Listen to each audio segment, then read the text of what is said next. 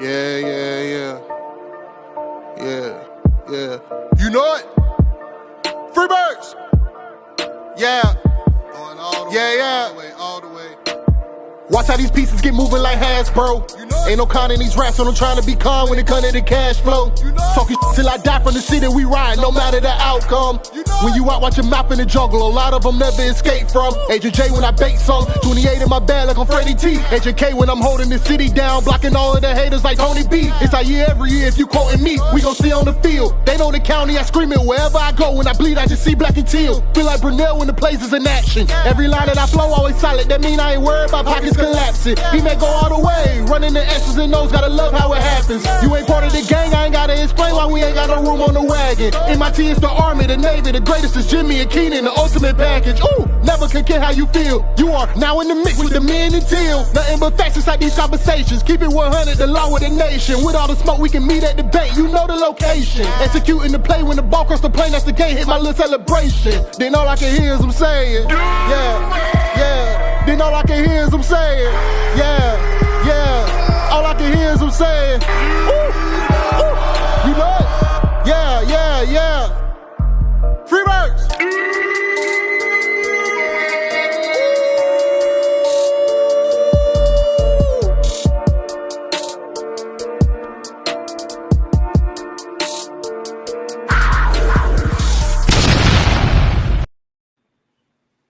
Welcome to the Men and Tell podcast. I am your host, Agent J, and as always, I'm rocking with my main man, J to the I to the M-B-O. And you are now in the mix with the Men and Tell. Yes, sir. Hey, happy Men and Tell Thursdays, my brother. Yes, bro. And today is a special Men and Tell Thursday because it's, bro, the Jags always be like, you know what? We go look out for the Men and Tell. They always looking out. They always looking out. And listen, I know we got real Jaguar fans in the building. Y'all know what they dropped today. They dropped the hunt at 7 o'clock. We go roll the footage. World premiere. World premiere. Before we get into it, world premiere. We're gonna want to shout out some people in the chat real quick, man. Can it roll up to the top? Let's go, man. Duval T in the building. Go Jags, new beginning. Yes, sir. Flareon in the building. Duval. Better believe it, brother. Duval T says, happy Thursday. Yes, bro. One of the best days of the week. Friday Junior. Let's go, man. Jason Holmes in the building. What's good, brothers? What's good, man? Flareon with the River City Rumble. Yes, sir. Speaking of rumbling, we got two very special guests today, man, to help us out with the show. Right now, let's go ahead and bring on our main man, NFL analyst, Mr. Hugh Hendrix. What's up, guys? Oh, what's up, man? Let's go. Hugh, how's it going, my brother? Things are going good, man. It's good to be back. Ready for things to start picking up. Draft a week from today, man. It's an exciting time of year. Yes, bro. We're gonna talk all about it. Jay. Hey, bro. Look. Hey, let's not even wait, bro.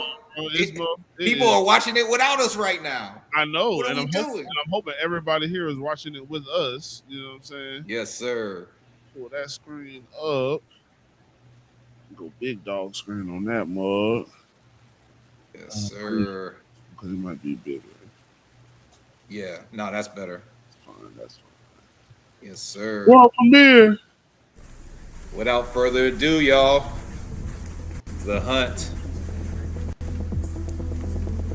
of Jimmy Stones was quite a bit different than last, and ultimately it was rooted in the idea of bro, discipline. I'm so excited for this. Knowing that we have 11 draft picks later this spring, and we're going to have to allow for some runways for those players to be able to find their footing.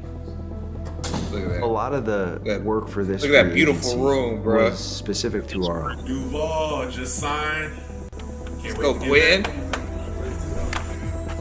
Well, at the same time, you don't want to disregard external Big options. dog Trayvon. What's that number? Working alongside our coaching staff, working alongside our support staff, scouting staff, analytics staff to really shape the way in which we're going to attack the draft, knowing that, we got a lot of at-bats, so to speak. So should be a fun little deal.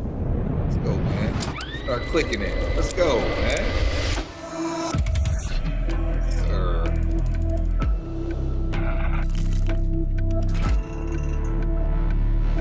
Bro, the production team has been killing it, bro. They have been killing it. The Blueprint, episode 1. Season 7, y'all.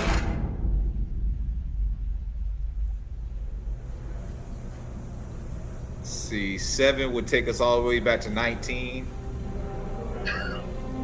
So we've had 2.5. And just like that, the Jaguars seasons. season ended abruptly with a deflected ball interception by the Buffalo Bills and the Jacksonville Jaguars fall 27-24 to end their season after a 13-4 regular season campaign. Playoffs are the playoffs, man. They're brutal. It ends. They give and they take. You know. That's how it goes. Dave, it ends, and it's all of a sudden it's over, and you think, wait, we're too good. We got to still be playing football right now.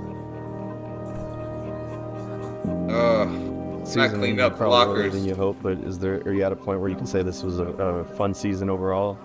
Oh yeah, it was an awesome season as far as fun, just the experience of this team coming together. Obviously, how it changed throughout the season, the growth, the steps that we took as a team. I mean, there were so many good things, so many positive things to look at. Obviously, we left a lot out there at the end of it, and we feel like we had a real shot if we could have kept playing and found a way to win yesterday. It's life, and unfortunately, you put a lot of time and work into it, and you don't always get the result that you want. Yes, bro. Totally agree.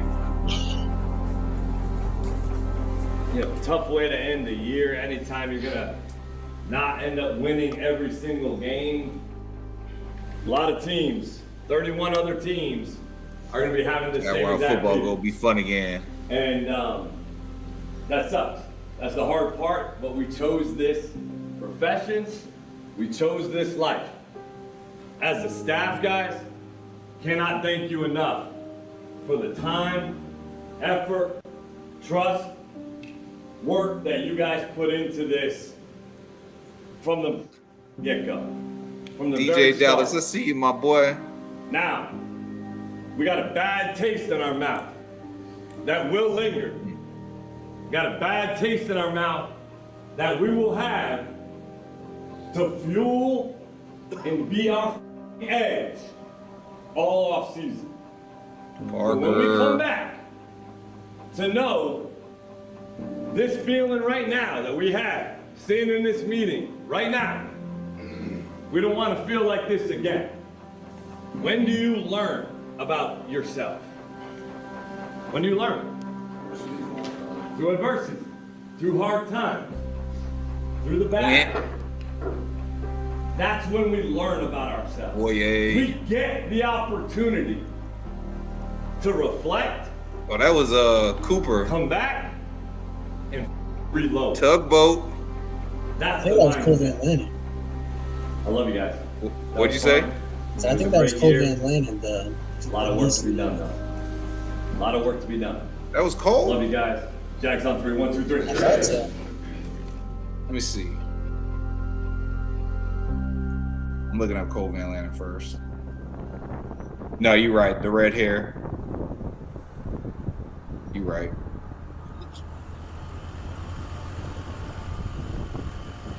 Last season was certainly successful in a lot of ways. You still have that bitter taste in your mouth that kind of drives you throughout the offseason program. And there's 31 teams that are not thrilled at this time of year. Mm-hmm.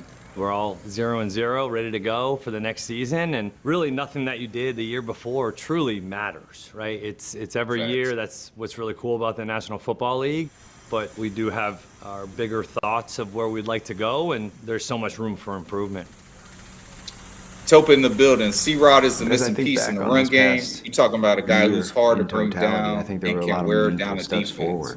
I hope now so. we're at a stage where we got to be really intentional about what comes next and focus a lot of energy on finding means to elevate on the areas in which we felt like we were able to establish firmly this past season and continue to improve so that this time next year we're able to say some similar things and share similar sentiment around, being proud of the progress that we've made, while at the same time being really optimistic about what lies in front of us.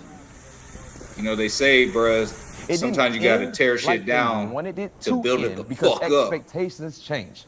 We all felt like they could potentially get to San Francisco, but moving forward, they got a coach and they have a quarterback. Everything else will follow. It does look bright moving forward, but you get to these off seasons and you do have to fine tune. You do have to look at rosters. You do have to find solutions to problems. After the hunt, Jason, we go get into all of that. Jack, to have everybody back in the building, I think this is the first touch point upon return. So I know Liam will probably talk through a few coaching-related items. Thanks, before we wrap Duval. here. Right start, coach, right GM. We want to walk through really the scouting operation over the course of this offseason, knowing that we can clean up a few bigger picture items for everybody so that we kind of all have a firm grip on really what lies directly in front of us. And I think as you guys kind of look... As we continue to evolve how we evaluate players, how we make decisions around building out a team, we've done our part to really put some energy and effort into the order in which we go about that, and really the order in which we establish the baseline profiles on each individual player. That's a very, very good question. Towards the next couple of weeks, the combine is roughly 2 weeks away, and if you're not already aware, coaches are not going to be in person in Indianapolis. Instead, we're going to use that time here in Jacksonville to really work through our first discussion surrounding the free agent landscape, and then also... We try our best to be as consistent as possible and rooting ourselves in football first and making it so that anybody that begins to dive into assessing each player does so with an authentic football exposure. I just want to make sure it's very much understood. Duval T says it was torn, had surgery, and he's on the road to recovery. You guys can focus your attention on the main thing. Add clarity to the evaluation process without taking away from that main thing, and ensure that when it comes to what we're prioritizing, it's rooted in authentic football exposures, not distracted by on-field workouts or let's call it abbreviated interactions like 15 minutes at a combine. We will still absorb that information and that touch point, but we're treating it a little bit different. So wanting to do our part to focus energy on the order in which everybody watches players so that we're all 21st century. Being grounded in the same original line of thinking and aligned through the same lens, and add context from there is as helpful as we found the decision-making process to be. Big picture, some of the items Devin in the building, MIT fan, what's up? Early show today, Duval. On Blackwater, had to get it in, you go bro. into the homepage, you can see it up there on the screen.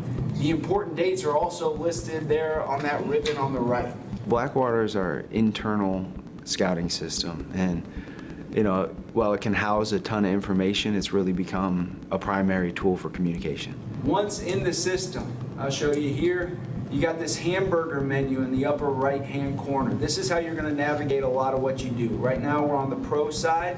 You can see the 3 different types of reports. You're going to be consistently asked the same 2 questions in your evaluation.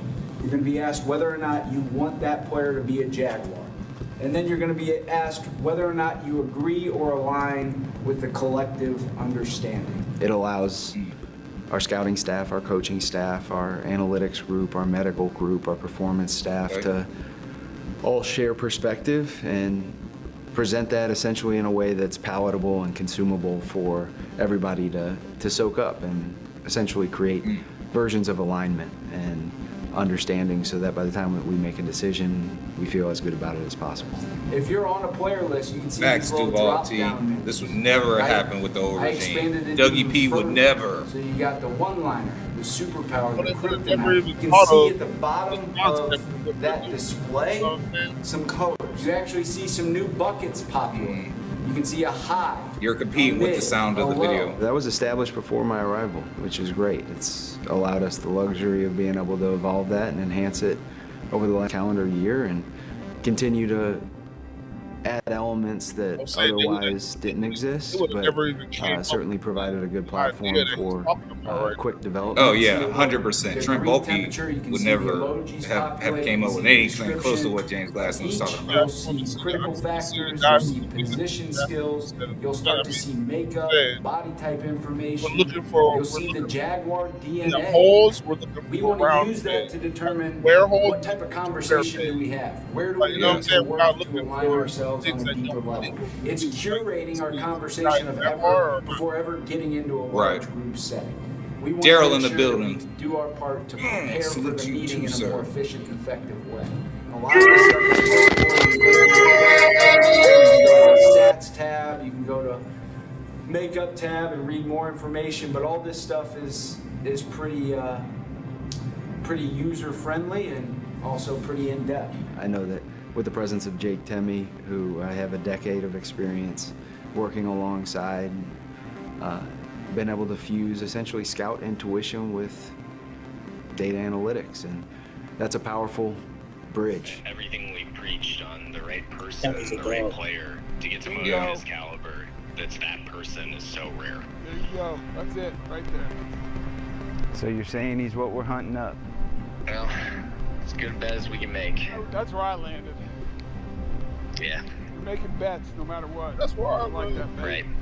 What I do is Fucking love facilitate Tony, the dog. technology. So anything with data, information, how we scout, and then also some version of just assisting in every facet of the process. So whether that's free agency, the draft, etc., just kind of helping provide technology and data to help us answer questions and do that to the best of our ability. What I'm going to get into immediately is really the idea of it's the wisdom of the collective and how we're going to capture that. And that's going to be through overall average. It started with the St. Louis Rams in 2014. That was my first gig. I built the scouting system in St. Louis, where we ended up building JARS in 2015.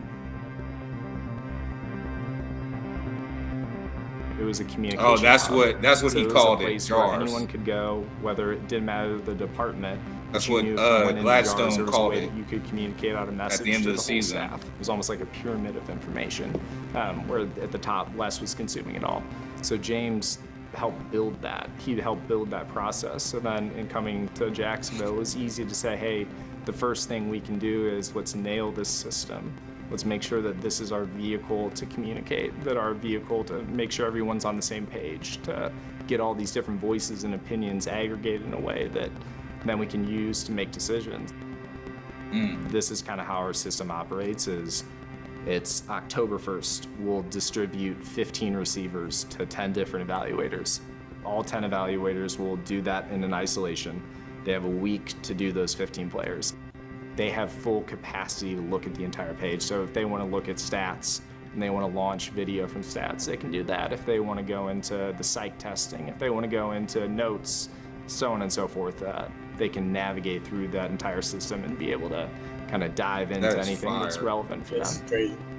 Like an example of one segment of it is the next gen stats data, which is the chips and the shoulder pads. Every player has it every Sunday. It's every 10th of a second. We get a GPS reading off of that. So it's truly billions of rows of data that come out of just that segment of our platform. The human brain can't comprehend all the stuff that's going in there. We need some version of being able to synthesize, analyze, come back with, hey, this is what's important throughout all of this noise. One thing we've done also is we'd have our scouts say, hey, what's some fact that you'd like to tell a coach? So we call it a did you know? And it's stats associated with our team. So, hey, did you know that Travis Hunter played more snaps than any other rookie on our team this year? Being able to give a fact to a coach or give a fact to anyone who's analyzing a player and say, hey, this is some piece of information that seems, whether it's analytically relevant, might just be Carter Bradley's from Jacksonville, whatever it is, some version of kind of getting a dialogue rolling. Yeah, that's crazy. A water cooler, which is but what also, we call it, which is like a non-formal this is really knowing your around players. why you saw it this way. Like, bro, what they're talking about, they should absolutely know all of their personnel. Unbelievable job at is keeping his own opinion out. And always have an idea James how would they're say going his to use opinion. them. Now everyone, it's an echo And know that chamber. they can be No successful. one really wants to say, if James says, That I is think fire. this player's no good, it's hard for the next person up to be like, well, I disagree.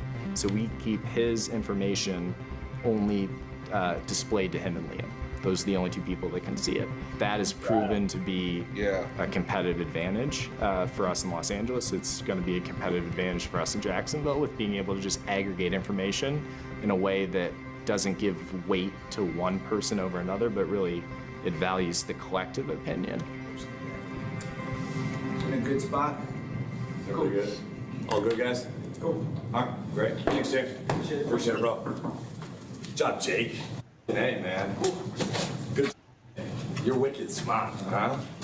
All right, guys. Jay's gonna pass out a couple documents for you. Welcome back. Hope you guys got away, got a little break. Be nice to have a real off season, maybe. It's my first off season in 5 years without moving, so I'm personally pretty excited about it. And year two, I think it's extremely important for the sake of, there's a lot of teams that, can catch fire and have a great year. And so sustained success is extremely important. You try to create standards of performance, of character, of mode of operation, and Tell them who he's being in the able mix to with, retain a lot of the coaches, be able to sign some of our own You guys, are now in the mix with the man guys, Teal. and go into this offseason just with a little bit of a leg up in terms of the way that we operate. obviously, guys, we have two new coaches, Matt Arujo and Brian Picucci. Matt came from Miami, Picucci came from Tampa. So, a couple things to go over. We know each other more. We know how to press each other's buttons in order to, come to certain conclusions and decisions. And so let's really hone in on those small areas in which we can improve, those edges, if you will, that we're trying to sharpen and fine-tune so that, man, when we hit the grass and we get into meetings, even younger this we year are than as we were last efficient year. as possible. When it comes to our edge, right? We're constantly trying to find our edge, right? And as we go into year two, year one, extremely important, right, guys, for setting the tone and establishing the way that we want to operate, the way that we want to play, and going through that. I think we did that, okay? There is no year more important than year two. There's no year. Because, man, let's be honest, there's been a lot of one-hit wonders. And so, what are we doing to separate ourselves to make sure that that never happens? We have to improve. Like if we just stay stagnant, reload it, do everything the exact way that we did it last year, well, we're going to end up with the same result. If they focus on those areas, those small areas, well, that's going to help our entire team at the end of the day. MIT is the Army, the Navy, the greatest is Jimmy and Keenan, the ultimate package. Ooh. We'll go at 10:15.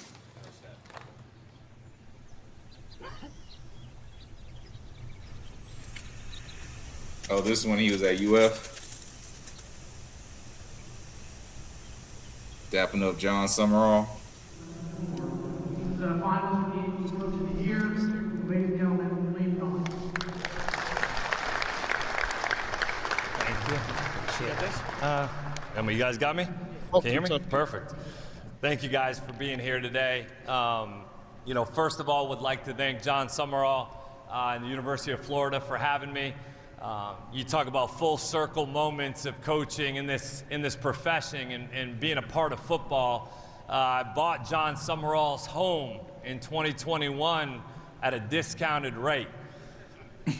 I then turned around and flipped it like a month later for a nice gain on my part. So thank you, Summy. I really appreciate it, pal. Thank you. John Summerall, head coach at Florida, is a good friend I bought of your mine. house and flipped We it. worked together at Kentucky, and we've stayed in close contact. And I really appreciate the way he coaches. I appreciate the way he communicates. I think he's going to do a great job at Florida. Talk about football, what it does for you, what it does for people. Man, these are the relationships that we build. What a great honor to be here, especially. Is that Chucky? With the relationship, but I think it's It's cool to be able to go and spread football, right? And just talk ball with people. I'll get rolling though. One thing I want to speak with you guys about a little bit here is how to attack in the red zone. First and foremost, the ball is the most important thing. In the red area, guys, it is at a premium to be able to run the football in. And we've got to win one-on-one matchups, right? We've got to help them make that one-on-one as favorable as possible. That's our job, to put these guys in a position to be successful, better than the guys that we're coaching against. I did so many of those clinics as a young coach, and when I was at Brown and Maine and UMass, and you're constantly trying to go and evolve and learn and grow. And your quarterback, man, it's like, give them the freedom. Let's get off schedule and create. It's the last thing defensive coaches want to hear.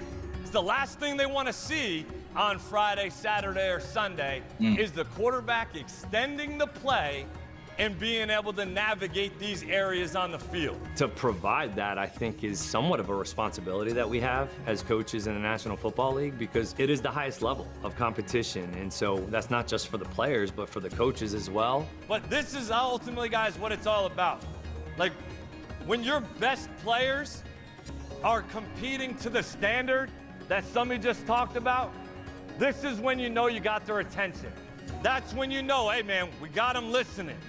Now we can keep our thumb on them and go further. Continue to elevate the standard. Look, high school, college, Division III, II. That's the other thing I love about Liam, bro. The message never changes. Every level, and so to be able to share some of that knowledge. The message never changes. It's always, we have a standard, and once we show that we're better than that standard, then that's the new standard. Hope I helped you out, gave you something that you have to keep to your standards. I've been to so many of these clinics, guys, since I was 4 or 5 years old. Keep finding the why. Plays are awesome, but go find out the why. Ask these guys as many questions. Ask as many questions. Pleasure being here. Can't thank somebody enough, guys. Thank you very much, man.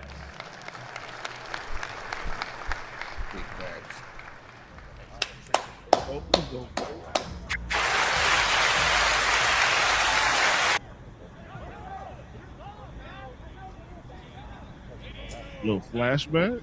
We were there. I consider myself both a teacher and a learner, so I do think I'm both, and try to do my part to lean into the latter as much as possible, and really enjoy the people that I'm surrounded by, because we were definitely they push me in that way endlessly. And I think about a couple different people over the last year who have done their part to really help level me up, but also our process up, and I'm very thankful for everybody that's poured into it and allowed us to shape it in a way that we feel really strongly about. As we shift gears a little bit away from that to start off, I do want to walk through really this phase of the process, why it's something that I have a lot of appreciation for, and what it's gonna look like over the course of the next 2 weeks. Really, with the Scouting Summit in general, I want to make sure that this week and a half, 2 weeks, is something that we take full advantage of, being able to pour into each other, pour into our process, really create it together, enhance it together, because it's one thing for me to say this is what we're doing. It's a whole nother thing for us to shape it together along the way. And that's what I look forward to doing during this time, and then exiting knowing that your feedback along the way. Now, this is last year, right? To continue to stimulate its growth. Yeah. I personally felt the pains of finding things that work for me, and struggling to change those. 25, right? So I know that firsthand, just how hard it can be, but I also really enjoy the process of challenging my own ways of operating, and endlessly curious about different ways of operating. And I think that by showcasing that, curious of process firsthand, struggling the pains of finding stimulate, knowing that your feedback along the way, doing together, what we're together, each out process up, and in a way that we feel really strongly about. July 2025. To shift gears a little bit away from that to start off, I think this is the process, why it's something that I have a lot of appreciation for, and what it's gonna look like over the course of the next 2 weeks. really with the Scouting Summit in general, I want to make sure that this week and a half, 2 weeks is something that we take full advantage of, being able to pour into each other, pour into our process, really create it together, enhance it together, because it's one thing for me to say this is what we're doing. It's a whole nother thing for us to shape it together along the way. And that's what I look forward to doing during this time, and then exiting knowing that your feedback along the way is going to continue to stimulate its growth. I've personally felt the pains of, finding things that work for me and struggling to change those.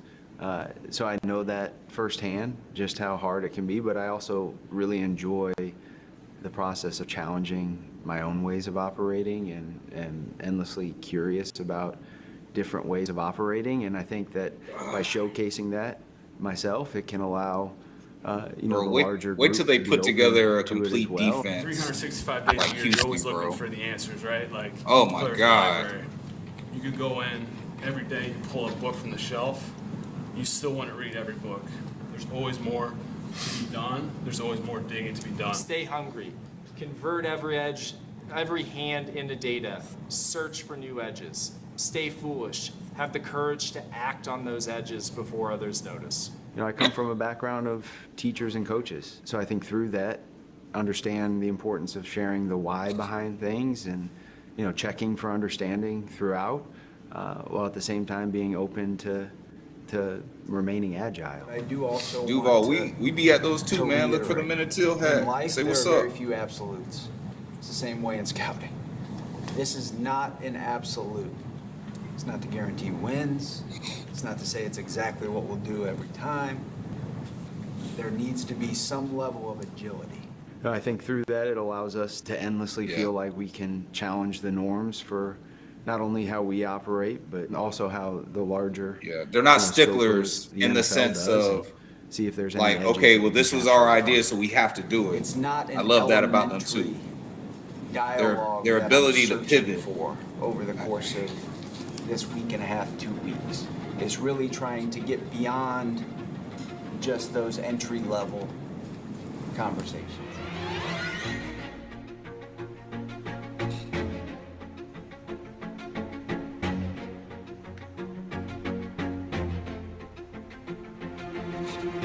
They all run in conjunction with one another. They all tie together well enough to where they build off of one another. And being able to stack those conversations from free agency to draft, trade opportunities, it allows the full picture to start to present itself. And a big piece to the puzzle there is me being open-ended in absorbing perspectives, absorbing insights from different entities and different stakeholders, knowing that while I have my own opinion, the collective is a very powerful piece to the puzzle, and it's something we lean heavily into. Oh, bro, he's got a real evil genius mindset. Yeah, that's pretty cool. So Yeah, you guys give me all the best a couple ideas. points of emphasis. I'm going to parse through them, put it together, make it the best of the best idea. We all get a little credit for it. Love it. James Gladstone for president. All right, so with that, we asked our players two things, right? We just failed at one. No, but you protected the team, I bet. But I'm going to ask everybody in this room to follow the second here. Just want us to at least put some point of emphasis on it before we get diving too far into a lot of the discussions that we'll have not only today, but throughout the course of this offseason. Did enjoy thoroughly reading through those comments and how quickly you guys just applied the idea of the water cooler. We've made a conscious effort to shift the idea that any of our meeting settings are unlike a boardroom setting and more like a conversation at the water cooler.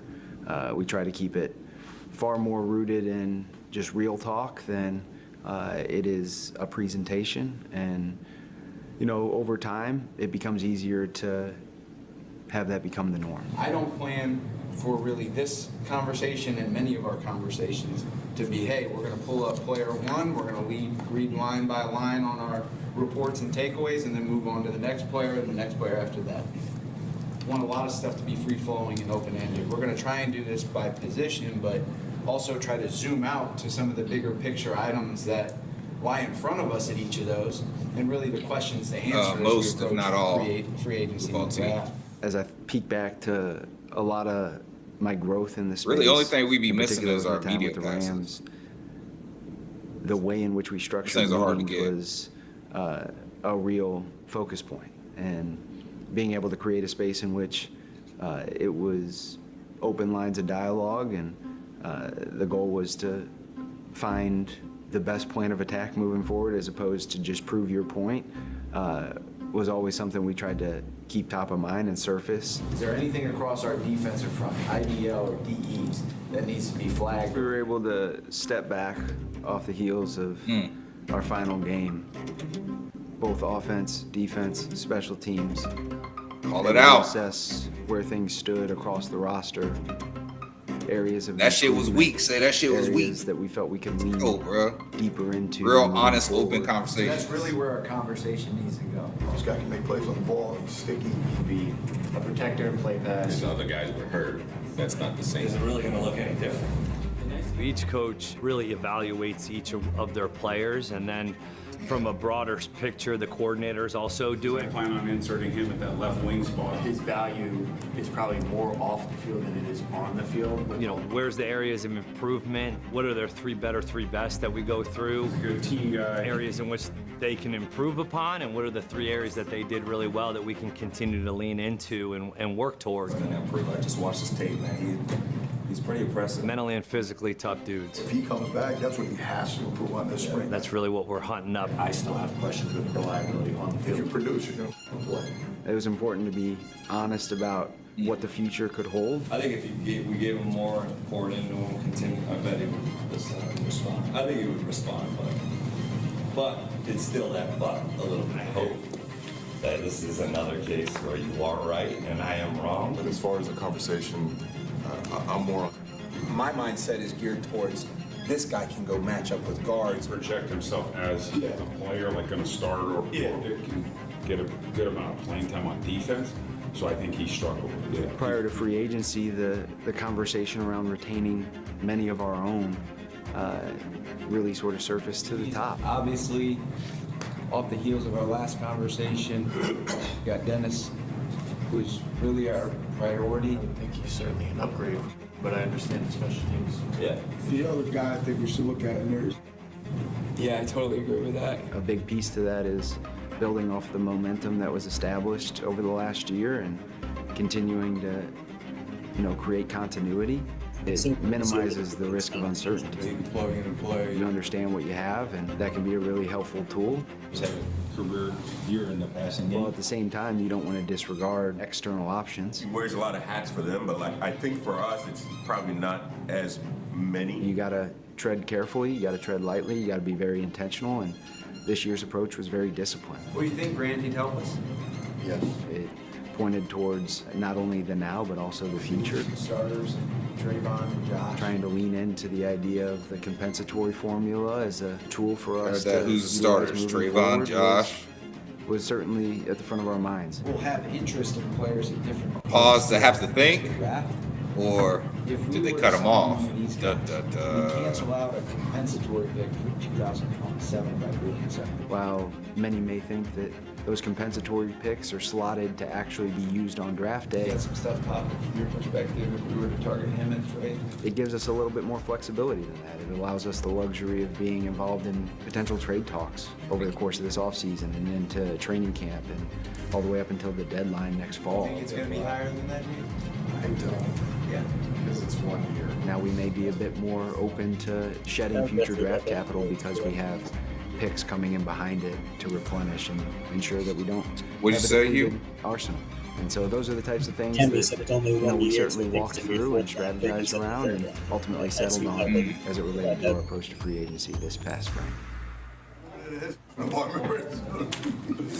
right, we'll go back with LBs tomorrow. You bet. Be off the races. We'll go RBs this afternoon at 1. This is crazy.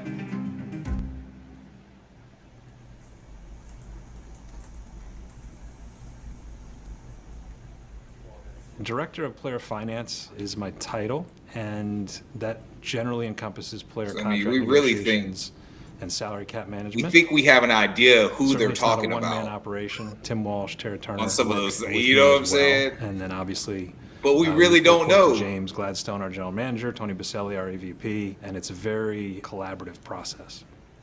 Simplest terms I would say is you are negotiating with player agents in terms of creating and crafting player contracts that work ultimately for the team and the player, because the truth is that you want both sides to feel good about the deal and make the player feel good about what he's being paid to be here. But I guess the question is, when you're saying from year one, and I've got 50 per games your workouts, so it's 11.5 plus 500 to get to 12. Does that satisfy what you're asking? I'd say in terms of the per gamers, I mean, that's fairly standard. Like, on a deal of this magnitude is not, you know, an overwhelming number. And if you look at most of our deals, obviously that 500 fits in pretty clean. He's a value guy. There is no doubt about it. He has done a great job of being able to piece together whether or not we're in line with what you would think the market.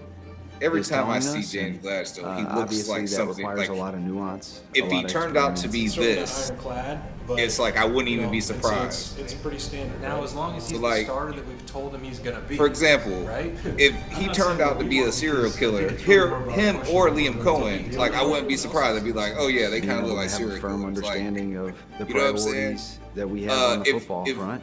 If he while turned at out the to be same a time vampire, not getting too off I'd be kilter like, with oh, his okay, yeah, that kind of makes sense. He looks like a vampire. Now he's looking like a young, like Italian mob boss or some shit. Preparation goes back weeks, if not months, you know, for each cycle. If I find out he's Looking connected, at how our roster is going to unfold, I believe it. Players we have that are likely to become unrestricted free agents, Believe which it, players bro. we might want to extend. We always have one eye not Bro, only the way on he was the standing there immediate, but like, also into the yeah, get future, that 2, deal 3, done. 4 years down the road. How is this move going to impact what we're doing as we move forward with the man. roster as well? Move the money around.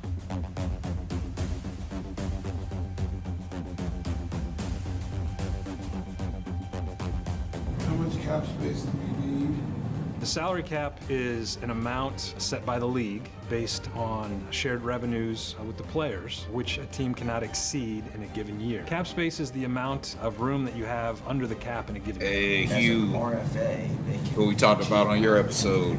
Yes, A restricted sir. free agent has 3 accrued seasons and his contract expires. An unrestricted free agent is a player who has had 4 accrued seasons or more whose contract expires. Anyone who has less than 3 accrued seasons whose contract expires. He's on a contract right now for 2026 that is $23.1 million. Standard terms, the first one that every contract has is a paragraph 5 salary, referred to as P5. Then there are signing bonuses, various roster bonuses, reporting bonuses, workout bonuses. If the player has guaranteed salary, that would be included as well as part of the P5 component. 1.25 base salary, which is guaranteed. There are 3 different types of guaranteed salary. Guaranteed for skill, guaranteed for injury, and guaranteed for cap purposes. Dead money. Voidable years. Dead money is any money if a player is released before the expiration of that contract or when the voidable years kick in. Whatever is left on the credit card, so to speak. They're of really those explaining the prorated cap. payments counts on the cap. Yeah, in good to see terms them of go into this. Voidable years. Fire! are This years is that fire! are And how until contracts they work. Are put at the end of a contract. And what the typically language for proration means. purposes, such that you are able to prorate the bonuses over those years, typically right before the following league year. Those voidable years expire, and that acceleration becomes dead money. Comp pick. If he plays, it looks like it will be a 4. When teams lose unrestricted free agents over a certain threshold, they become eligible for what are known as compensatory picks, which are draft picks in the following year's draft cycle. In order for a team to qualify for compensatory picks, they have to lose more free agents than they sign who are eligible for compensatory pick calculation. So every player's signature and initial has to be a wet. It just sounds even better because they got like dramatic ass music in the background. As it like relates without the to music, it the sounds bell like ringing probably and boring as external fuck. options, you're certainly keeping a pulse on the movement our money guys across and the landscape. Too. Yeah. Remaining Facts. engaged with players that Facts. ultimately you'd consider if the value aligns. Bodies in the So we gotta basement. prepare for, Chris Rodriguez. I think through that window we lean heavily on Trip McCracken. 2.679 of cap space. Ample space to sign one of these runners. Free agency was quite a bit different than last, and ultimately it was rooted in the idea of discipline.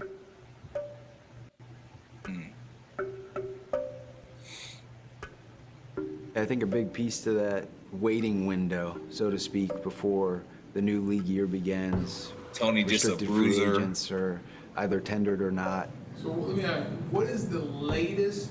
He's the veteran hitman in the mob. The team would let you know we're tendering or not tendering. As it relates to restricted free agents who are tendered, retired but still around, the team that owns the players' rights has the optionality to dictate whether or not it's right of first refusal, if it's an original round, or if it's a higher round that they would like to tag should they lose the player they then recoup as a future draft selection. Yeah, I mean, look, once 4 o'clock hits, they can no longer tender it. Oh yeah, I know. So I'm not worried about after 4 when the wire comes out. I'm just it involves what any of us may think the emotional toll that comes with it is. Yeah. Tendering him last minute. Oh, tendering him last minute. Gotcha. Oh, talk about Jake. No, I know. Living in the tender world. Jake is a little Bobo. scary, huh? Well, at the same time, I think it's been rehearsed. It's been practiced. And if he's done, then we go to the tender offer, or the offers. It's not something that you're necessarily just reacting to. You have your plan and approach in place, and you remain agile as it all unfolds in real time, and try to do your best to navigate the waters so that you remain in the hunt, so to speak, for any and all the opportunities that present themselves.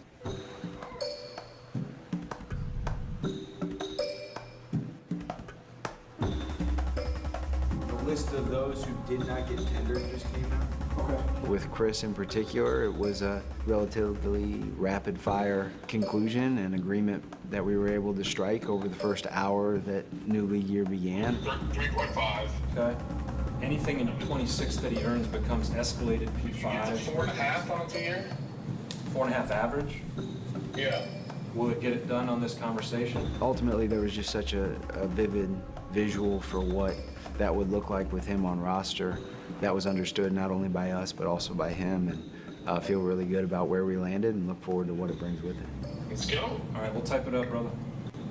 All right, buddy. Congratulations. Let me make some calls. Sounds good. Thank you. All right, buddy. Talk to you Chris, later. I guess. All right, see you. Chris Rodriguez. Yeah.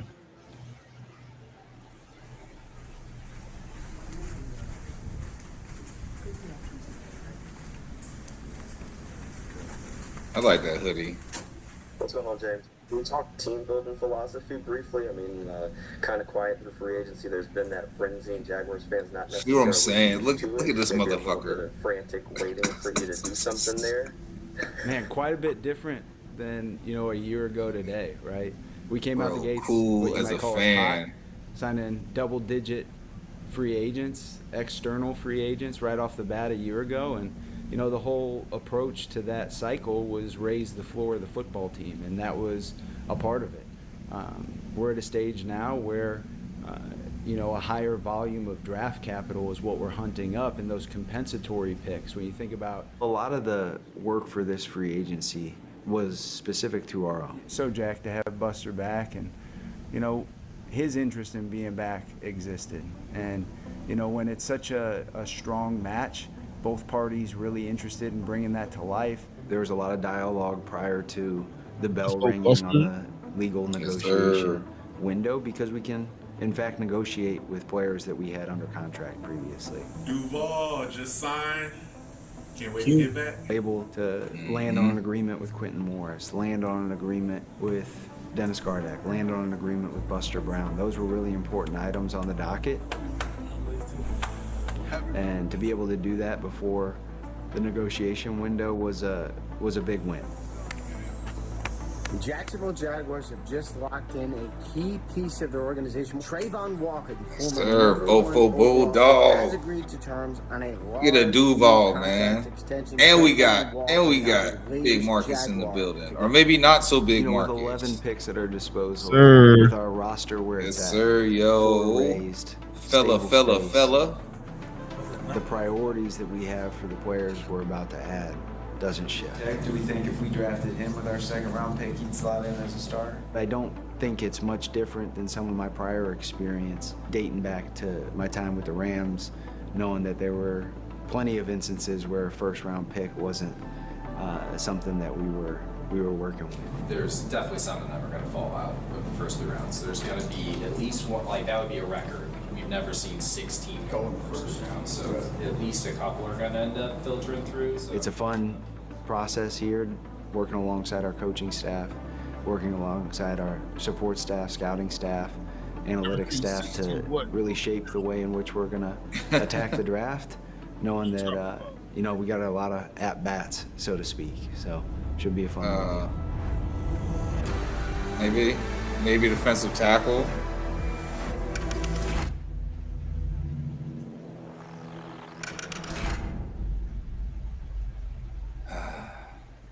I got Goosey's. The truth of the matter is, I think it'd be awesome to record all this stuff and play it back. So we could watch it. Yeah, I mean, absolutely. Because honestly, yes. Just look at this. What? See that corner? No? What are you pointing at? You can't see it. It's camera. It's not being recorded now, is it? No, it is. It's recorded for Is it 100% of the time. This is being recorded? Oh, yeah. So we can play back. Oh, yeah. Oh, good. Oh, good.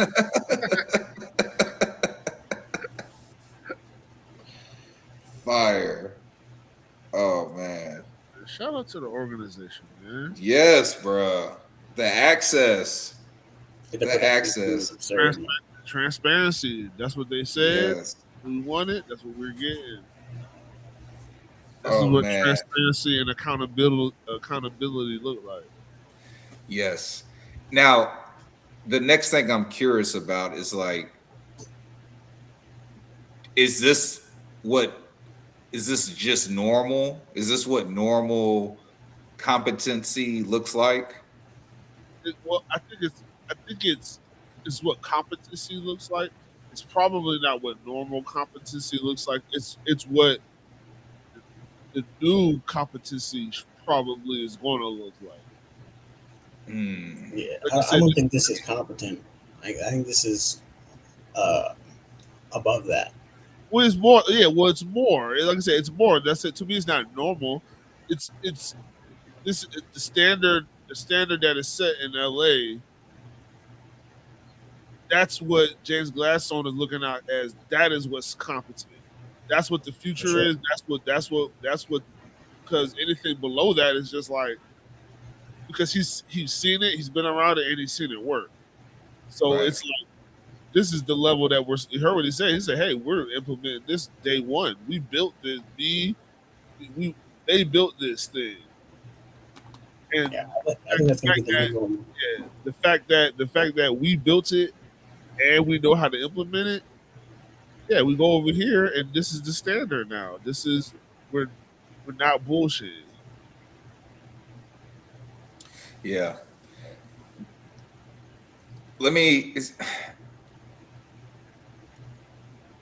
Do you think so okay, so basically what you're saying is that this is the future. Yeah. This just isn't like other teams are gonna start picking up on this, and like we're gonna actually be like a trendsetter, so to speak. I mean, hey, get with it or get left. We gotta. You heard what the bro. We've been left for so long. Yeah, but that's because there was no connection to nothing. It was just. They would have never thought to be like, "Hey guys, what's all of your guys' input?" Right.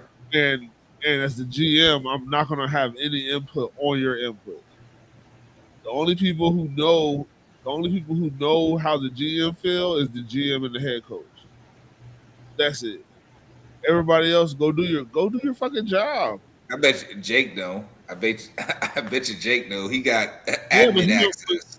but that ain't his. But that's I not know, his, bro. I know, bro. I'm just but talking his shit. job. But you know what I'm saying. But his job is he don't have no. He doesn't make no decisions when it comes to that kind of stuff. So all the people who are involved in decision making, go do your Right. fucking job, Right. handle it, and if we just so happen to align, that just means that y'all are good at your job, and we'll this is where we're gonna go. I mean, we all could be wrong, but Yeah. but at least we were wrong Together. wrong together and going 100 miles per hour. Yeah. You know what I'm saying? I like fast mistakes. I don't like slow mistakes.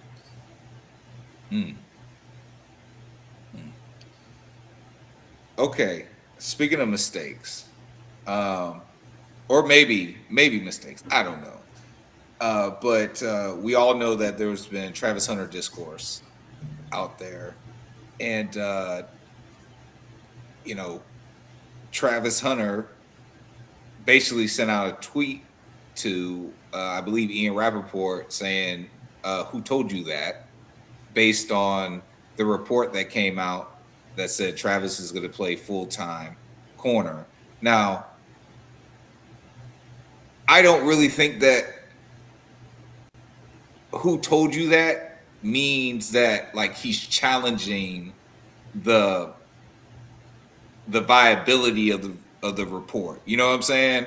I think that simple phrase can be taken, just like, "Hey, who let the cat out of the bag?"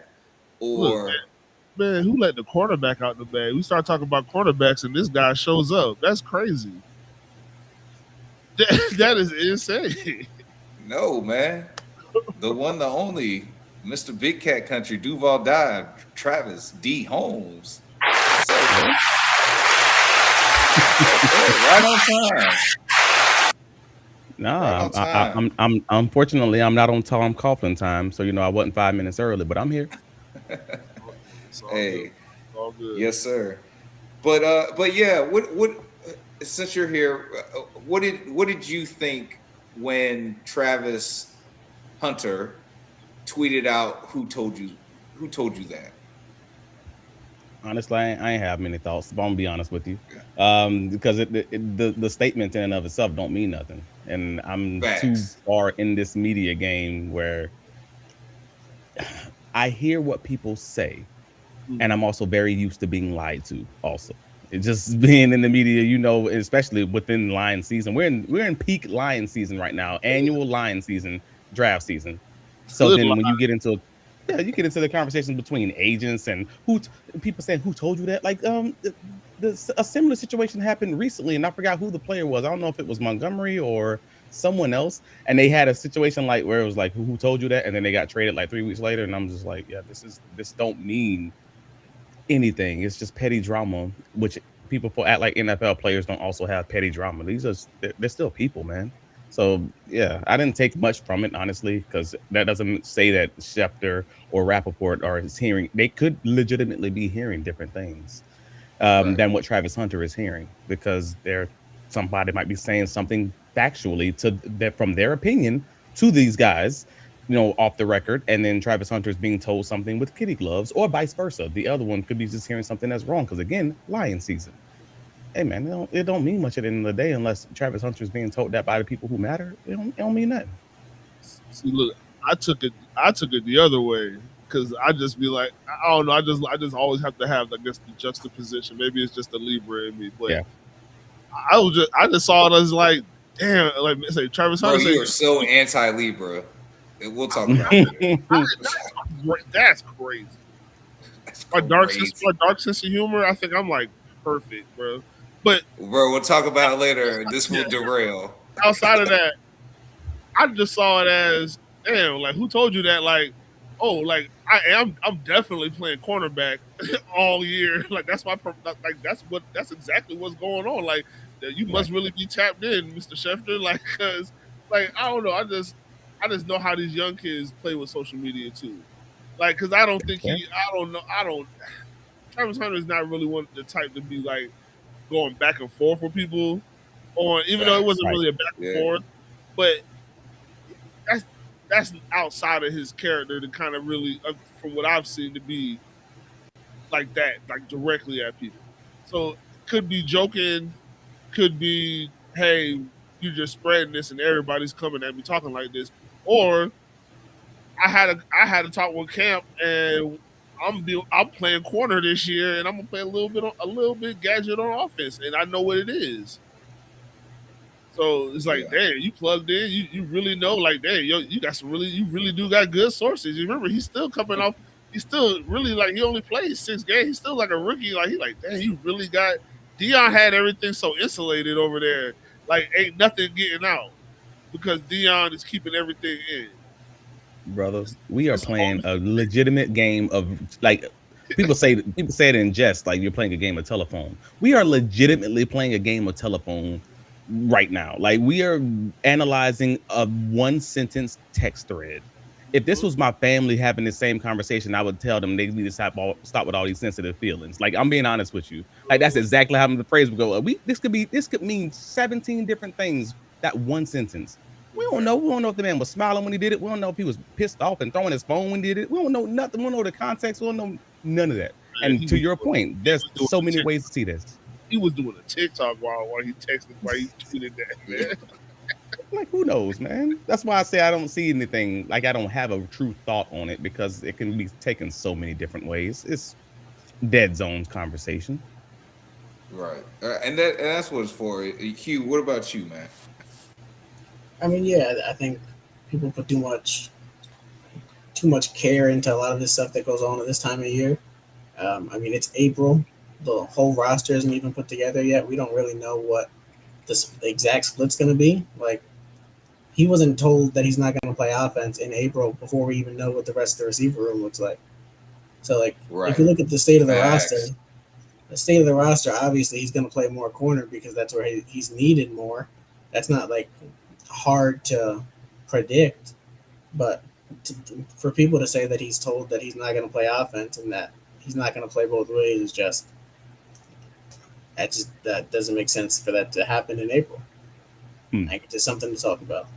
Man, they don't want us to be great, man. They want the Jags to have all kind of dissension. They want Brian Thomas Jr. to not get out of his funk. Always talking about he getting traded.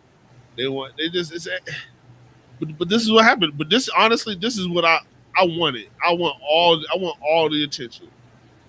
Because this is you got to have a new stadium, like, or rebuilt stadium. Like, bro, this is what we want. We got to have. Every day I'm popping up, I'm like, okay, Jags. No, they're talking about the Jags. They're definitely talking about the Jags. At a time where they're not talking about, it don't matter what we had done the previous year, they still not going to talk about the Jags for any specific reason. And every 2 weeks, something pop up. Guess what? Next week, we just watched the hunt. Like, something like, keep up. This is what we want. We want we want that logo on TV as much as possible. Well, it's funny. There's a split in the fan base because I've talked to a lot of people who actually have the exact opposite opinion. And just to be clear, I'm actually in line with what you just said, Jay. Like, I'm of the opinion that any news is good news as long as no one's getting suspended. Like, as long as your team name is in the media, it's always going to end up being a good thing, especially when it's not related to injury or something along those lines. So, like, the fact of the matter is the Jaguars couldn't buy media attention. You're just going back 2-3 years ago, like for early Trent Baalke, especially 2021, even after hiring Urban Meyer, after that season was fire, just light it all on fire, like all of that. And now you're talking about people talking too much about the Jaguars. Well, that's kind of what happens when you have all these eyes on you that don't pay attention to the small stuff. You're going to have some bad takes out there because they ain't paying attention like that, but they still want to talk about it because it's worth talking about, and that's still a compliment to the team. Facts. Okay, listen. So this is kind of how this all started for some background information. There was a post, and I'm trying to pull it up. There's this post that was talking about the Jacksonville's draft capital spending by position, and I tagged Mr. Hugh Hendrix at Jags Realist and at Travis D. Holmes, saying, "Hey man, I gotta have this conversation."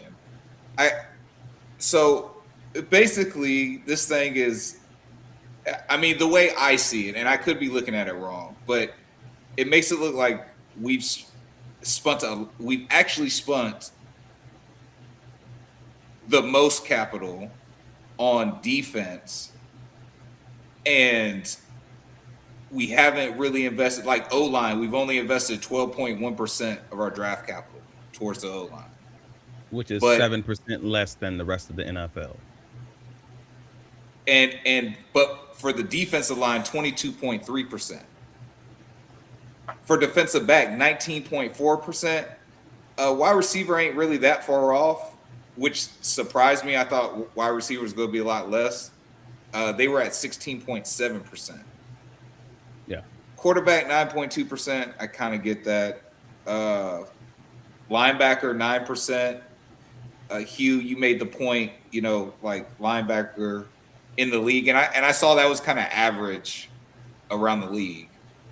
Like linebackers, the percentages by themselves aren't the most important part. It's about what it is in comparison to the league, and even then, you still got to take into context the different teams playing 3-4 versus playing 4-3, because then you're still going to have more linebackers on the field, and some of those linebackers are actually pass rushers.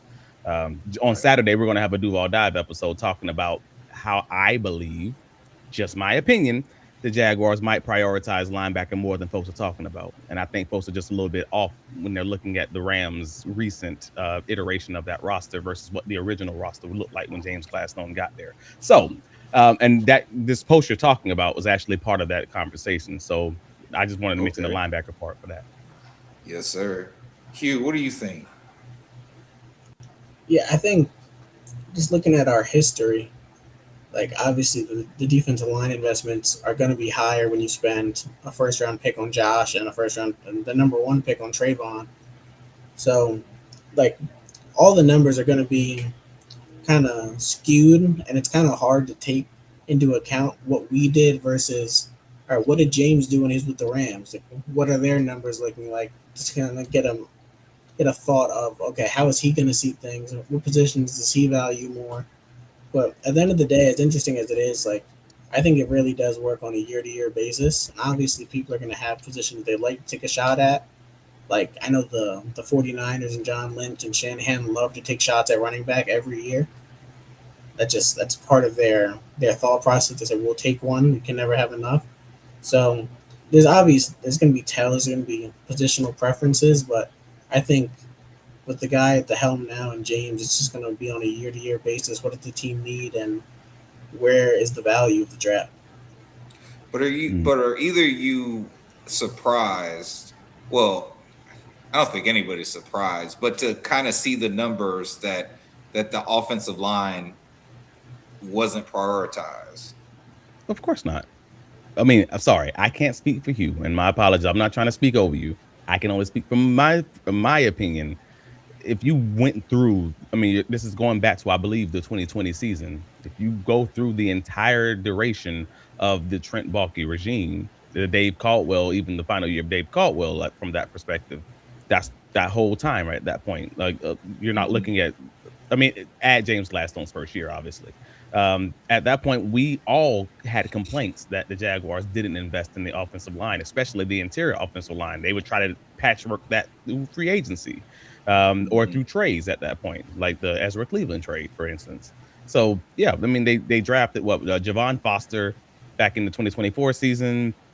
You got Cooper Hodges as a late round pick in the 2023 season. You got no one in 2022.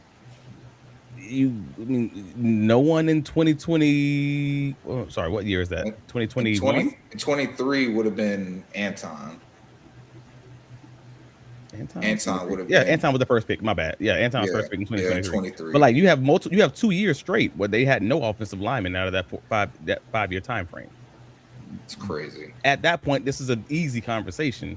And then you have the complaints about the fact that they couldn't run the ball. Well, yeah, they can't run the ball because you're not investing in the O line. That seems easy. you got to hit on those picks if that's the case. Hugh. Yeah, man. I mean, Travis, good to see you again. Good to talk to you. You covered a lot of what, like, the truth of what Balky did was, and the rate isn't surprising because we've seen what Balky's done. But I mean, it would be surprising for someone who like knows what they're doing. Like you know, you need to draft offensive line and keep that line stable and young and keep pushing and building competition. So it would be surprising if James did that, but he's shown that he's not going to do that, especially with the year that he and Liam had in was it 2023 with the Rams, where everything just fell apart and they were playing dudes off the street up front on the offensive line. Yeah, they were hurt.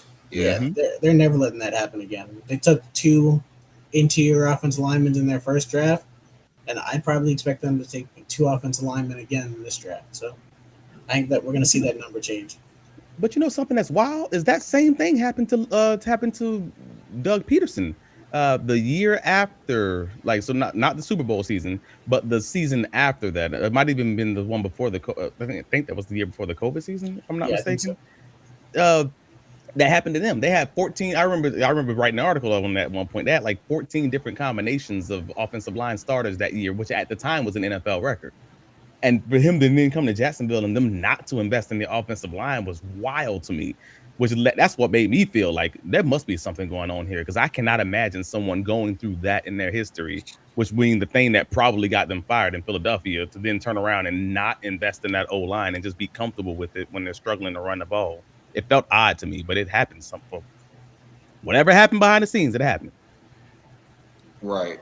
And obviously, again, like, hindsight is 2020. We saw how the majority of those teams were bad. I mean, arguably in that time frame, so what, that's 7 is it 2020? So that's 6 years. You had 2.5 winning seasons. You know, I'm counting 23 as a half because it started out good. You know, that Cincinnati game, but yeah. So I don't know, man. I think obviously, again, we pay attention to the team. We saw how bad the offensive line was, you know. But for me, it was a little surprising because, look, I don't remember every single draft pick like round like that, especially after I moved on to the next one. So to see it, to be like, damn, you really didn't fucking care about moving the football. It that just blows my mind, and that goes back to my being competent remark earlier. Like, yo, is this what competency looks like? And yes, I do agree with you, Hugh. Like, this is a higher form of it, but I just feel like, is this what other winning teams? Is this what they're seeing? Like, is that normal? And to Jay's point, it's probably not. It's probably the new norm. It's like it will be, because if you don't get on their type of time, the type of time that the Jaguars are on right now, if other teams don't kind of adapt and do that too, there's a good chance, at least on paper, this shit seems like it's going to work. And as long as you can beat attrition, you can be very, very successful in the program that they're setting up. This was my argument from day one. And this was my argument from day one. I've had this conversation now for I can now say a calendar year. Like when we were doing the GM profiles back on Big Cat Country last year around this time, basically February time. And I kept saying, I'm like, dude, if you want a modern NFL situation or modern NFL setup, you're going to have to get a dude early. You're going to have to get a James Gladstone early, because if you want to get into this Sean McVay system and this Les Snead system. And it was the same thing with Liam Cohen situation. So now I'm looking at this, like, they have this setup that you just explained, this modern NFL, competent setup that seems like it's going to at minimum be a base hit. It's going to at minimum be a 500 team. It's going to at minimum be a great situation for a quarterback and all these players to kind of mature in and grow in. you have that set up so you know it's not going to be a failure. Now, are they going to hit on all the picks or everything else? That's a whole nother conversation. We'll see where that lands, because I can't say these guys are going to be successful just because they have the system. But the system's Right. a great start. It's a great base at minimum. And I'm just like, dude, the Trent Baalke regime wasn't good at picking some of the picks, and I want to make sure I always give him credit when I say that. Like, we never said that he was this terrible evaluator of talent. I think he was just terrible in free agency. Not the greatest at some of those contracts that he would be willing to sign at that point, but also he was as bad at getting people around the league to work with him, and that also includes his coaches. Like, that was his struggles. But he hit on some good guys. He hit on Brian Thomas Jr. However you feel about that, like, he did hit on that guy. He hit on Anton. Like, he hit. Well, actually, that was Dave Caldwell, wasn't it? 2023. No, that was Trent. My bad. No, that was Trent. Yeah. So, like, he hit on a lot of guys. Parker Washington Jr. A lot of these guys. Like, he deserves that credit. Antonio Johnson. But he couldn't get the coaches and the system behind that to have a real identity and to have a real process to make all these guys be cohesive and work together. That's where he lost it. So the fact that all these guys seem to be walking in lockstep is like, to your point, that's how it's going to be around the rest of the NFL. But half of the league is going to be on that Sean McVay tree, or they're going to be on this, either not the Sean McVay tree, they're going to be on the Shanahan tree. And then at that point, if you're not on one of those trees, you're probably left behind. You're probably going to be the Tennessee Titans with Robert Saleh. Like, that's probably what it's going to be. Hugh, let me ask you this. Now, I'm not saying this was Travis' answer, but he did allude to that in this draft, linebacker may be taken higher than what people think, or be prioritized more than people think. That was probably closer to what he said.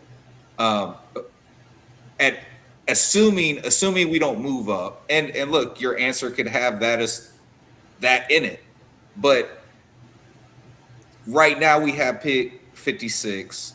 What do you see? Well, after the free agency, after the re-signing of the homegrown talent, what do you think is the play at 56 for this Jaguars franchise?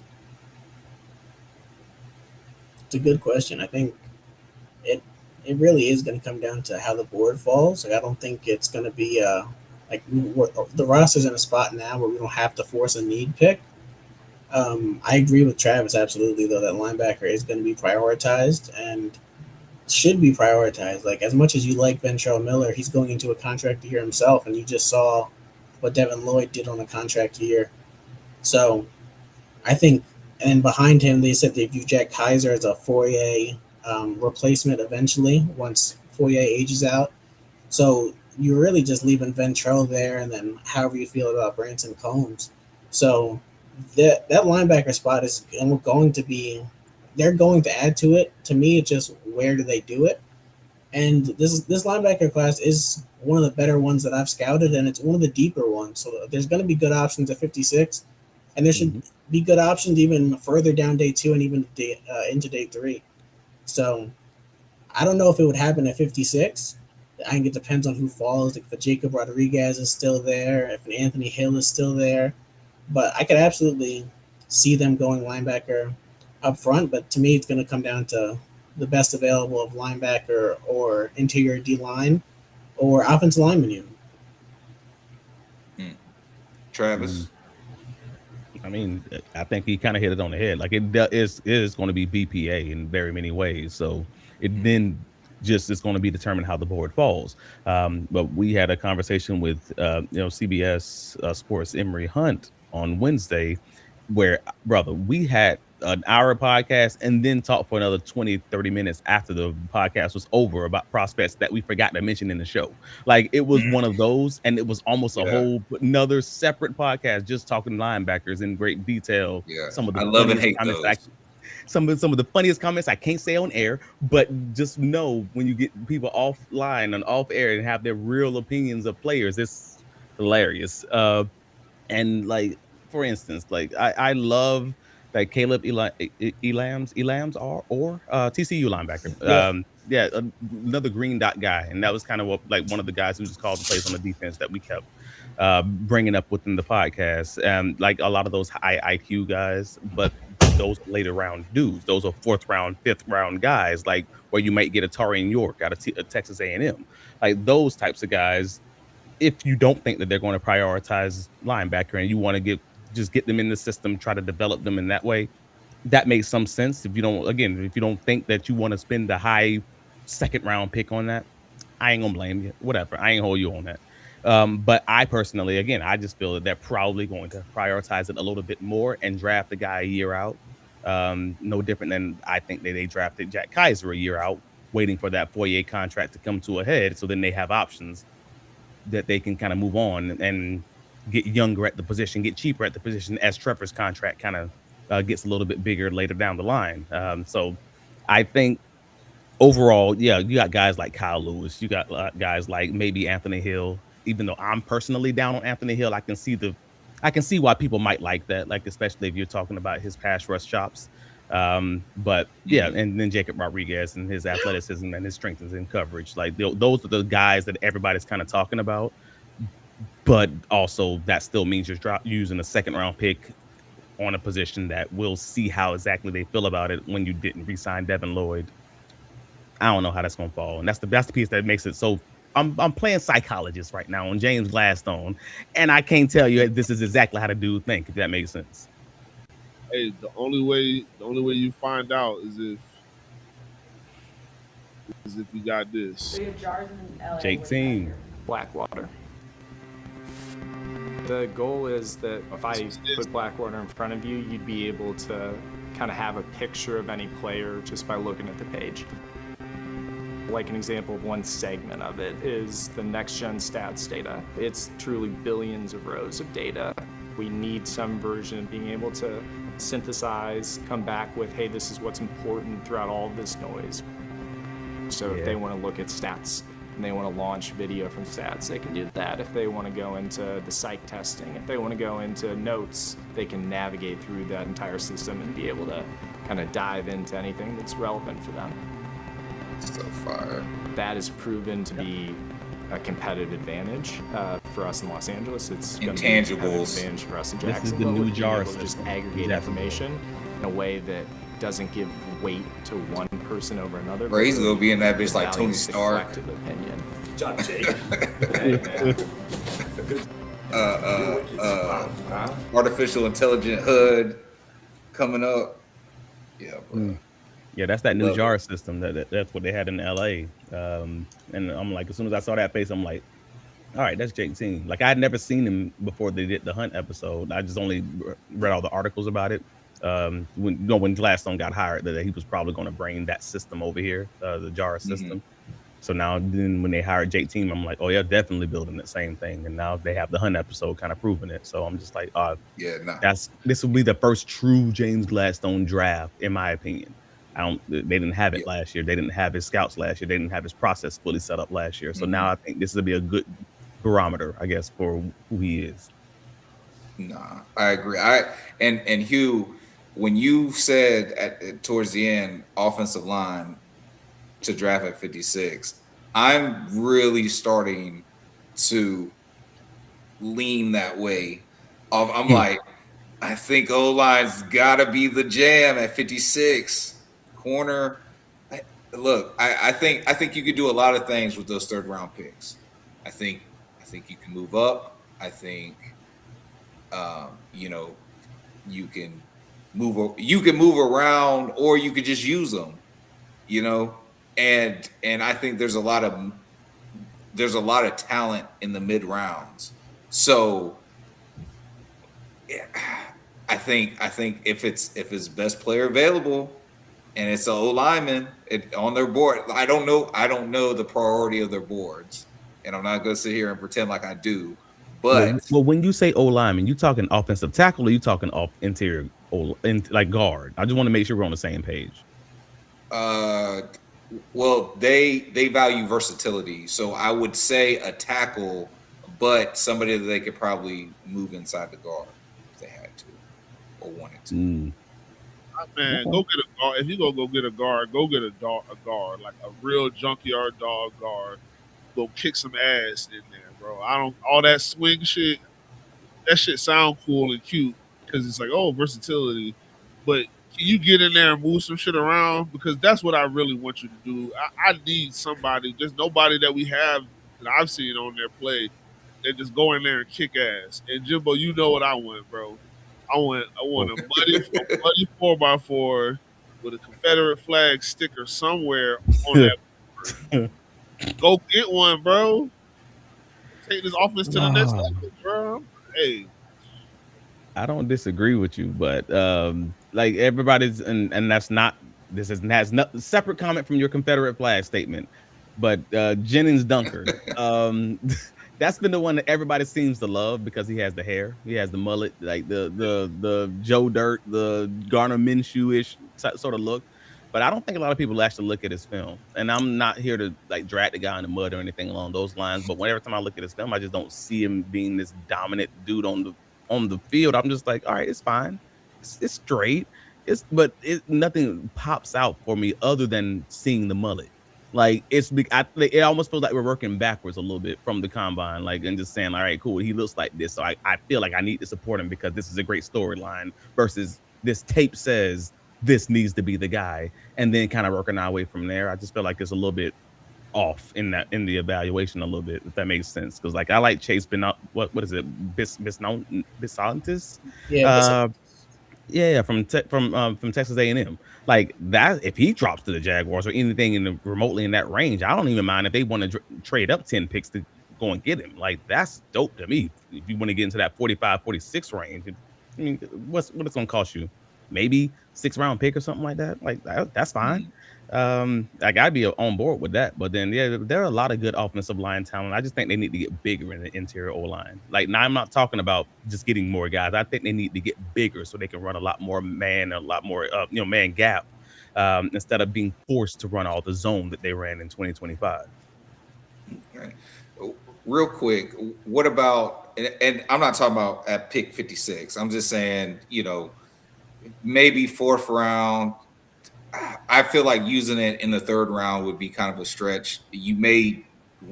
I know Jay disagrees with me, but quarterback. They're saying quarterback. Now it depends on how you take the phrasing,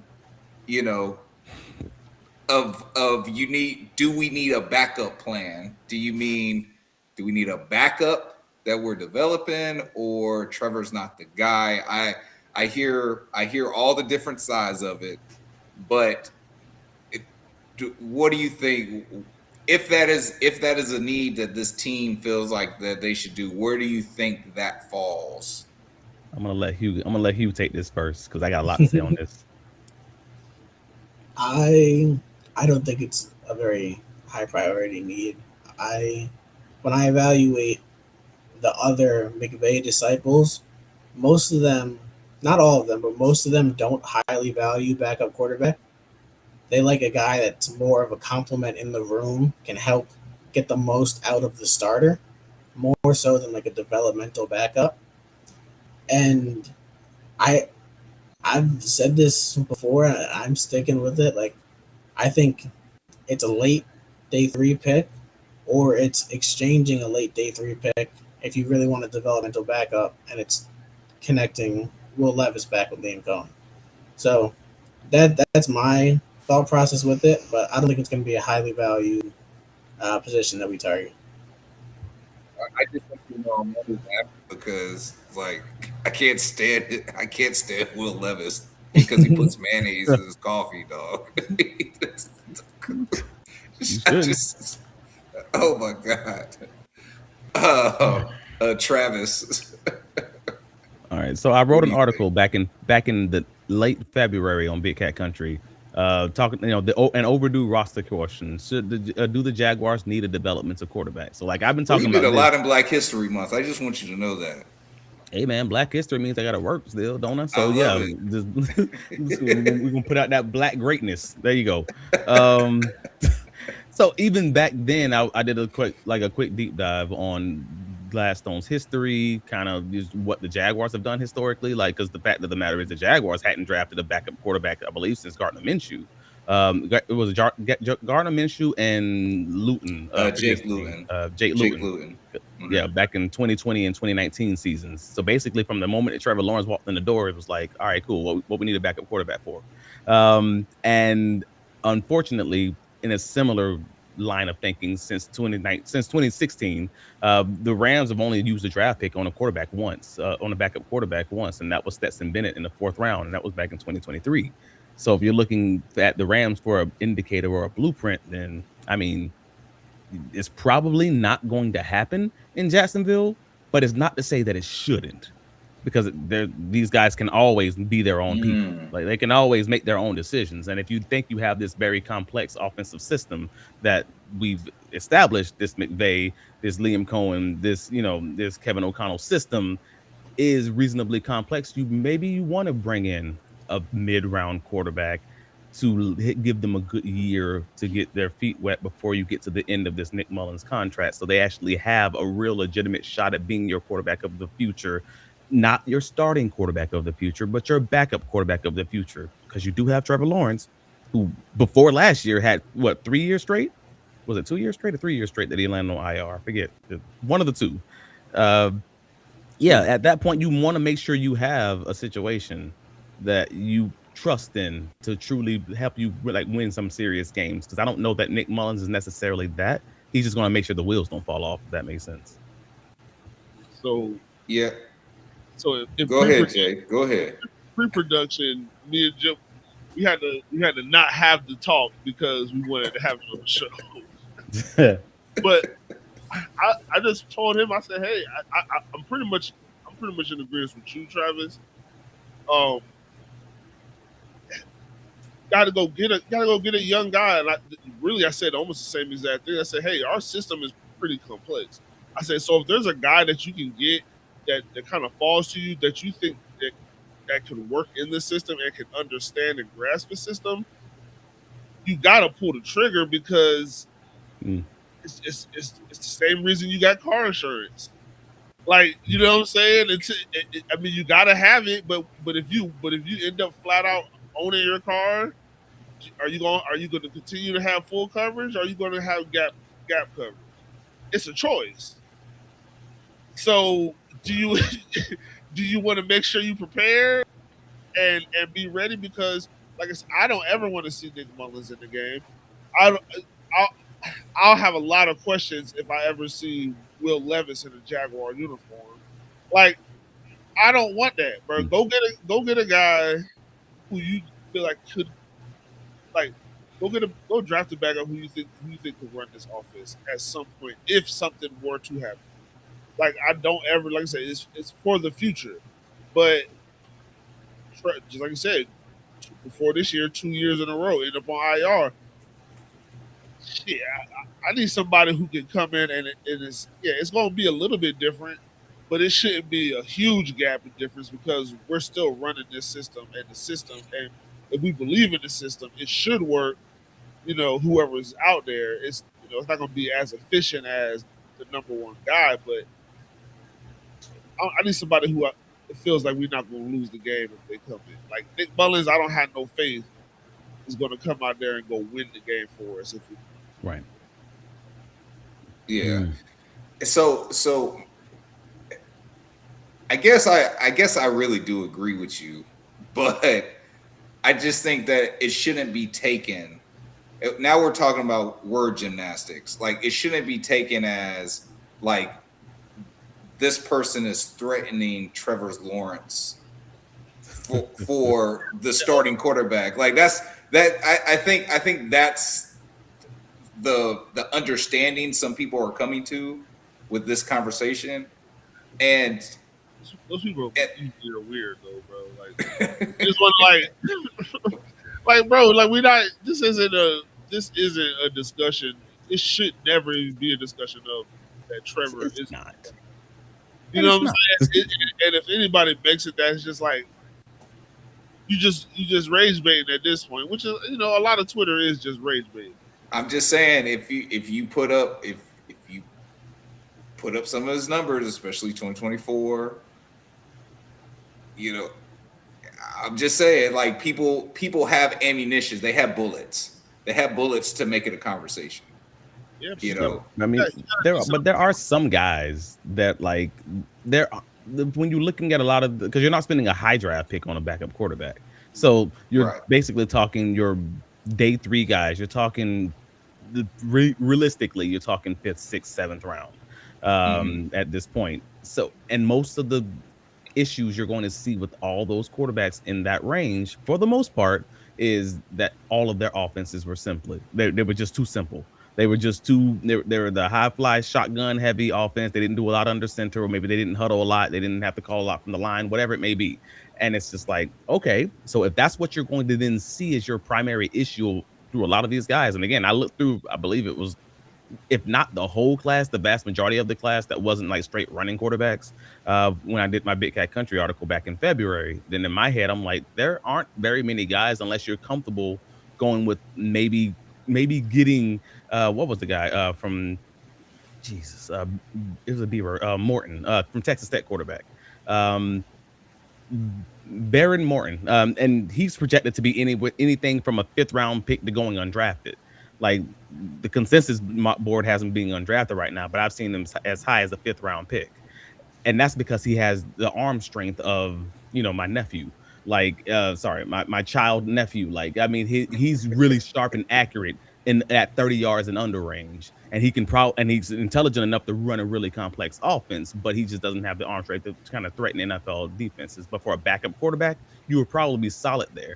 Like, then the only other guy that I saw that had a legitimately complex offense that I thought could really put it together was Cole Payton, North Dakota State. But they ain't drafting a quarterback in that 100 to 130 mark, because that's probably where he's going to go. Then what do you do? Like, either you want to invest or you going and that's what I was just hoping. I'm like, man, they gonna find some kid from like Valparaiso State or something. I don't know what kind of. You just go find some kid. Just like damn, like what weird awkward coach is out here just drilling this into some 6'6" kid with a laser rocket arm? It's just like, well, take the flyer, and if the kid can process it, then. Well, I mean, most of the guys that had complex offenses either struggled or they didn't put it together. That's obviously why they're being drafted in the 5th, 6th, 7th round, because they didn't put it together, or they be 1st round picks, especially in this draft. I mean, you know how everyone overvalues a quarterback, so that's what we're dealing with. That's a fact. Well, what we're about to deal with now, fellas, is we're gonna feel good. We're gonna feel good about the Jaguars because we're about to look at Week 10 victory in Shad Khan era. How many do we have in the Shad Khan era? So we're talking from 20. So we're talking from 2012 to the 2025 season. All right. From 2012 to 2025. Yeah. How many victories we have in Week 10? Yeah. Right. So for example, in what was it, Week 8? Yeah, Week 8. In Week 8, we've only had 2 wins in Shad Khan's era. I'm gonna actually say the same thing. I'll say it's probably 2, because in the second half of the season, we historically. Wait a minute. I take that back, because the Jaguars were really good at disappointing people. Like, even when they were sorry, they was always winning games that they shouldn't have won when it didn't matter. You know what? I'm gonna say like 5. Hugh, you want to make a guess? I was gonna go 1.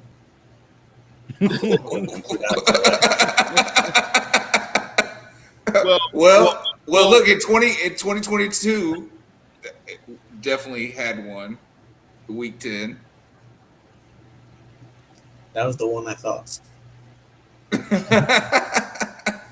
You said 2022? Yeah. Yeah, no. Bro. We're gonna split the difference between Hugh and Travis's guess. It was 3. We have 3 wins in the Shad Khan era. What do you mean? We discussed who they play Week 10 in 2022. They played Kansas City. Oh yeah, we lost that game. Yeah. Is that the one we scored like early and then got the brakes beat off us from that point moving forward? It was like a safety at the start of the game. That was the first time Christian Kirk let the ball drop between his arms. Oh, this is 2022. My bad. 2022, I'm thinking yeah. 2012. Yeah. In Kansas City. Kadarius Toney, Marquez Valdez, Scantlin, Nick Gray. They went up 20-0 on us just before half. And then I think, Christian Kirk scored a touchdown right before half. So we lost 27-7. We be getting our ass kicked in week 10. It's very slim pickings. Like early on before Shad Khan, kicking ass in week 10. Well, yeah, bro. But look. But hold on. Let me 1, 2, 3, 4, 5. 5 week 10 victories in a row before Shad Khan.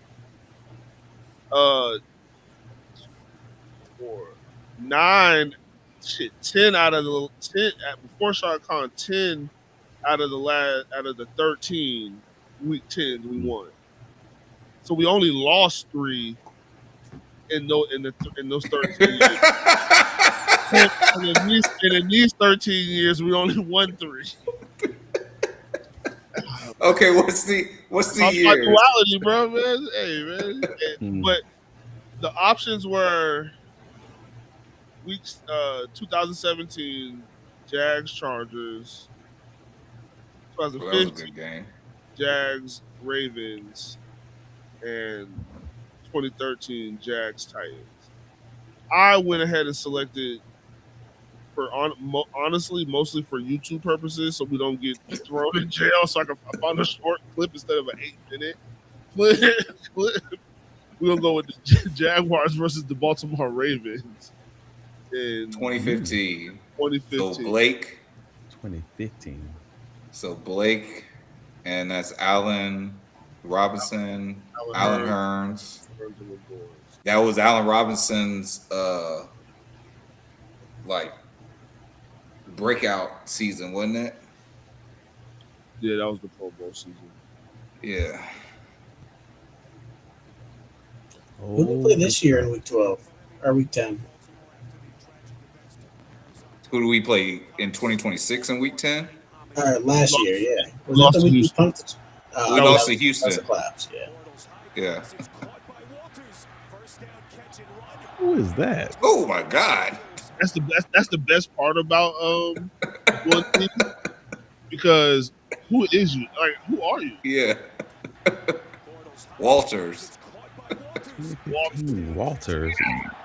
Damn.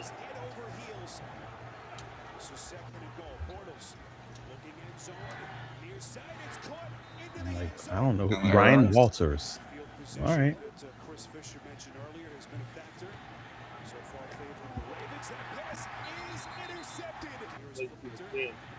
Scrolling out to his right.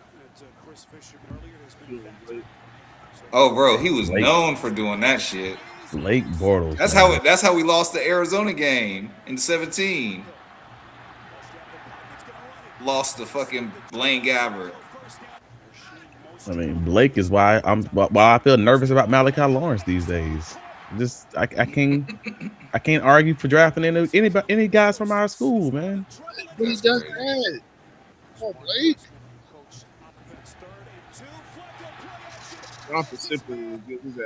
Flacco been dotting us up, bro. Yeah, We need that from quarterback. Except in 20. Oh, give me that. Is that Cyprian? That was Devon House. Not Devon House, bro. Jeez. Oh my God! Come here. Give me that. Oh, give me that. Oh, is that Dwayne Grants? Oh, that might have been Devon House again. I can't see it in the sunlight. Get him. Let's go. Hey, Blake. What we doing, Blake? How many times I go to roll? Robinson. Allen Robinson. A-Rod. Dwayne Grants. Oh my God. Oh, that's right. That's this. And they threw the flag, and then he gets another play. Blake, you did the stumble before Trevor, man. Jason Myers, Super Bowl champion Jason Myers. Yep. On the fucking road. Go. Let's go. All because of that Jeremy penalty. Parnell. Oh crap. Yeah, I was looking at that junk earlier when I was looking at the history of our left tackles and right tackles, because I posted it like I don't even know, it was some time ago, and it was like, dude, we've had a rough go at it. When you were talking about offensive line play, I had it pulled up. Yeah. I'm like, we've had a rough go of it with our offensive line, like with our offensive tackle play. It got better, I guess. Obviously with Anton and maybe with Cole Van Lannon. I say maybe because it's just very small sample size, but I mean, who we got? Luke Jokel.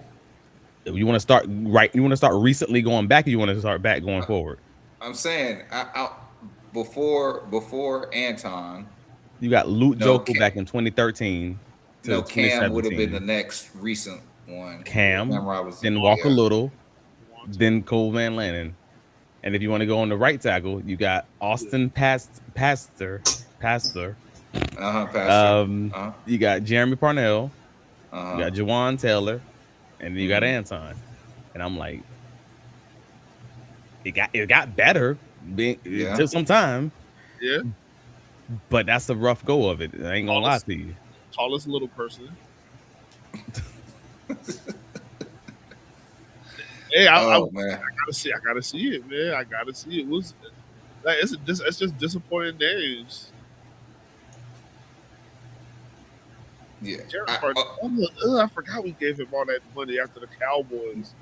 Ugh. Yeah, but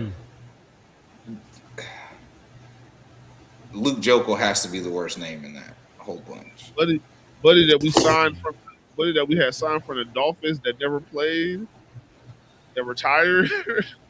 Was that Albert Haynes or Albert Haynes or something Haynes?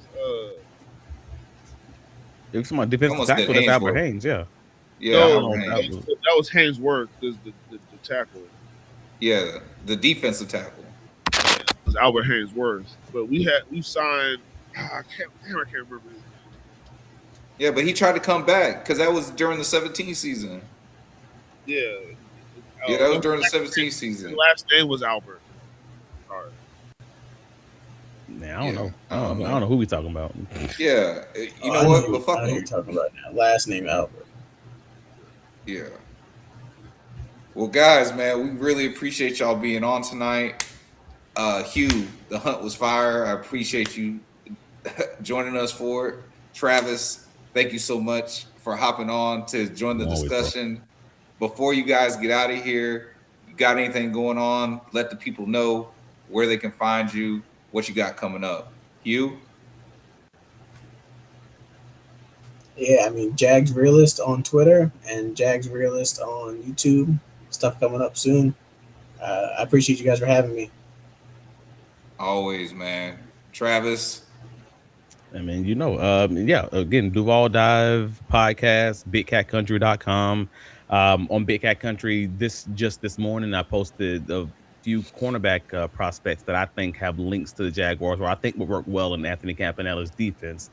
Starting for the early candidates in the second round, all the way back to candidates who could be had as late as maybe the sixth round. So take a look at that. And on the Duval Dive, again, we talked to CBS Sports and football game plans, Emory Hunt last night. Great conversation, just talking about the Jaguars makeup. And also he's a reporter on the ground for the Dexter Lawrence conversation. So we had to talk about that a little bit, just figuring out what's happening there. And then, on Saturday morning, we're going to have the conversation about the Jaguars draft myth, whether or not linebacker is or isn't a priority for James Gladstone. We're going to look into the Rams history and the context behind that I think folks are just missing, forest from the trees a little bit. So we're going to get into that. Yes, sir. Hey, and it was a lot of great. Brandon Albert. Brandon Albert. Yeah, still fuck him.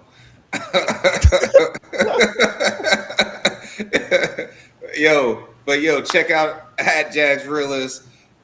Check out at Travis D. Holmes, Duval Dive, Big Cat Country articles.